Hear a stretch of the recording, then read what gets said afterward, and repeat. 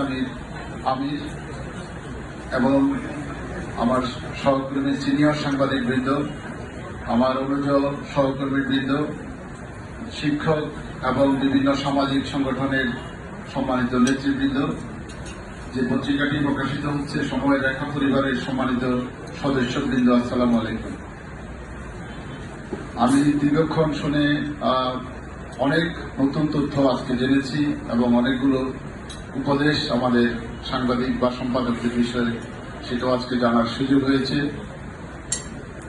আমি এখানে বসে বিশেষ করে আমার অনুজ সহকর্মী আব্দুল্লাহ মামুন ফেনী সময়ের প্রকাশনার বিষয়টি মনে করিয়ে দেয় আমি কিছুটা স্মৃতিকাতর হয়েছি। আসলে এই প্রেস ক্লাবেই 2009 সালে 17 জুন যখন ফেনীর সময়ের প্রকাশনা অনুষ্ঠান সকাল 10টায়, এর আগের দিন আমরা মধ্যরাত পর্যন্ত অনেকটাও নিশ্চিত যে আগামীকালকে পত্রিকাটা বের হবে কিনা।